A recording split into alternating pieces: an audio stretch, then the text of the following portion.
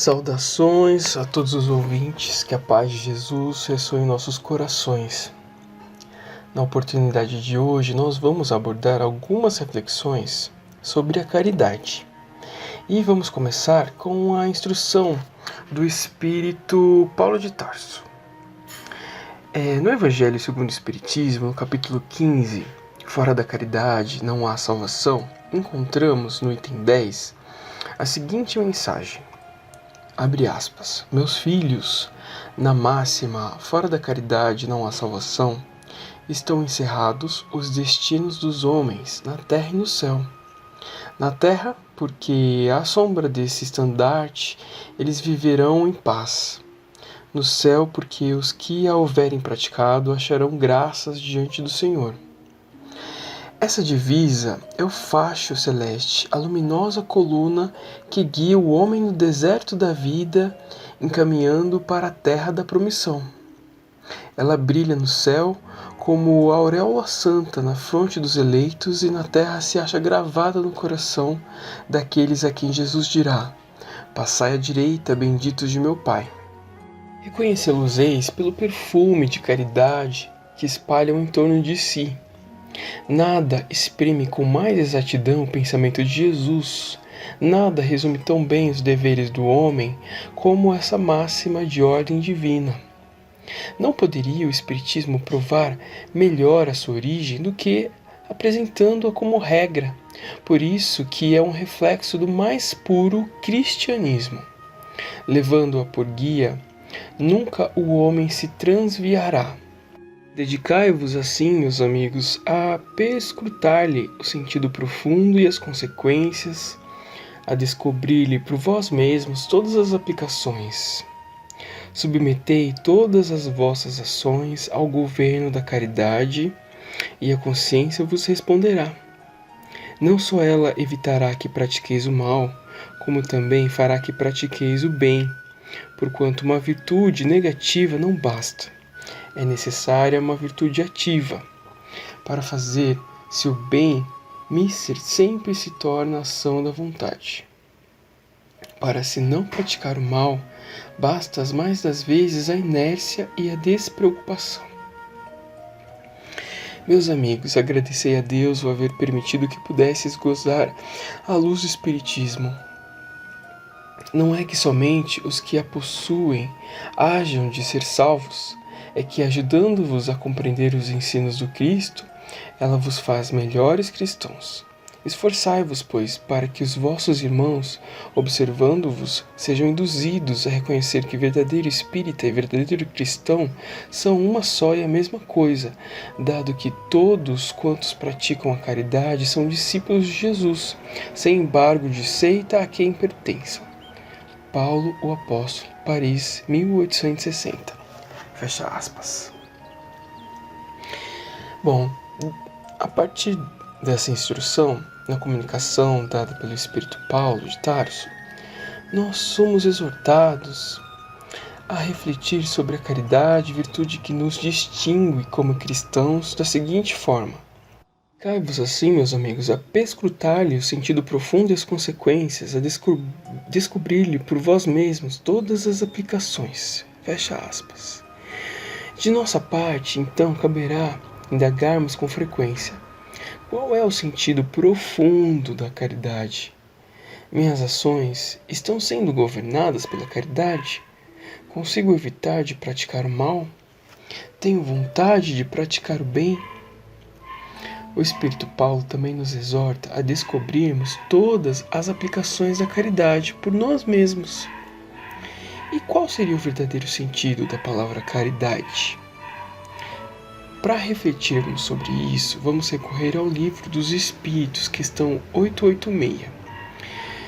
Kardec fez a seguinte pergunta para a espiritualidade: qual é o verdadeiro sentido da palavra caridade, como a entendia Jesus? E a espiritualidade responde: benevolência para com todos, indulgência para as imperfeições dos outros, perdão das ofensas. O amor e a caridade são um complemento da lei de justiça, pois amar o próximo é fazer-lhe todo o bem que nos seja possível e que desejaríamos nos fosse feito. Tal o sentido dessas palavras de Jesus: amai-vos uns aos outros como irmãos. A caridade, segundo Jesus, não se restringe à esmola, abrange todas as relações em que nos achamos com os nossos semelhantes, sejam eles nossos inferiores, nossos iguais ou nossos superiores. Ela nos prescreve a indulgência, porque de indulgência precisamos nós mesmos, e nos proíbe que humilhemos os desafortunados, contrariamente ao que se costuma fazer. Apresente-se uma pessoa rica e todas as atenções e diferenças lhe são dispensadas. Se for pobre, toda a gente como que entende que não precisa preocupar-se com ela. No entanto, quanto mais lastimosa seja sua posição, tanto maior cuidado devemos pôr em não aumentarmos o infortúnio pela humilhação. O homem verdadeiramente bom procura elevar aos seus próprios olhos aquele que lhe é inferior, diminuindo a distância que o separa. Fecha aspas. Bom, com essas considerações podemos retomar a instrução do Espírito Paulo. Encontramos a referência à terra da promissão, que de acordo com o relato bíblico, é a terra prometida por Deus a Abraão e posteriormente a Isaac e a Jacó, constituindo, de uma forma simbólica, a aliança entre o Criador e a criatura. Não deve ser tomada como um lugar físico, como uma Canaã. A terra da promissão é um símbolo, um destino a ser alcançado por todos nós, que figuramos como peregrinos pelo deserto dos ciclos encarnatórios. A terra da promissão corresponde então a um estágio espiritual onde o espírito, já desmaterializado, harmoniza-se com as leis de Deus e é plenamente feliz. Nesse sentido, recorremos a um pequeno trecho do capítulo A Terra Prometida, publicada na Revista Espírita de outubro de 1861. Abre aspas. Irmãos, escutai a voz que vos diz marchai. Marchai para essa brilhante meta que vedes diante de vós. Marchai para esse brilhante raio de luz que está à vossa frente, como outrora a coluna luminosa à frente do povo de Israel. Sereis conduzidos à verdadeira terra prometida, onde reina a felicidade eterna, reservada aos espíritos puros. Armai-vos de virtudes, limpai-vos das impurezas, então a rota vos parecerá fácil, e a encontrareis juncada de flores. Percorrê-la-eis com um inefável sentimento de alegria, porque a cada passo compreendereis que vos aproximais da meta, onde podereis conquistar as palmas eternas. Fecha aspas. E para encerrarmos, vamos recorrer à comunicação do espírito Joana de Ângeles, da obra Vigilância, psicografada por Divaldo Franco. Abre aspas. Guarda na mente que a caridade em teus atos deve ser a luz que vence a sombra. Enquanto não compreendas que a caridade é sempre a bênção maior para quem a realiza, ligando o benfeitor ao necessitado, estarás na fase primária da virtude por excelência. Poderás repartir moedas a mãos cheias, todavia, se não mantiveres o sentimento da amizade em relação ao carente, não terás logrado alcançar a essência da caridade. Repartirás tecidos e agasalhos com os desnudos. No entanto, se lhes não ofertares compreensão e afabilidade, permanecerás na filantropia. Atenderás aos enfermos com medicação valiosa. Entretanto, se não adicionares ao gesto a gentileza fraternal, estarás apenas desincumbindo-te de um mistério de pequena monta. Ofertarás o pão aos esfaimados. Contudo, se o não ergueres com palavras de bondade, não alcançaste o sentido real da caridade. Distribuirás haveres e coisas com os desafortunados do caminho. Não obstante, sem o calor do teu envolvimento emocional em relação a eles, não atingiste o fulcro da virtude superior. A caridade é algo maior do que o simples ato de dar. Certamente, a doação de qualquer natureza sempre beneficia aquele que lhe sofre a falta.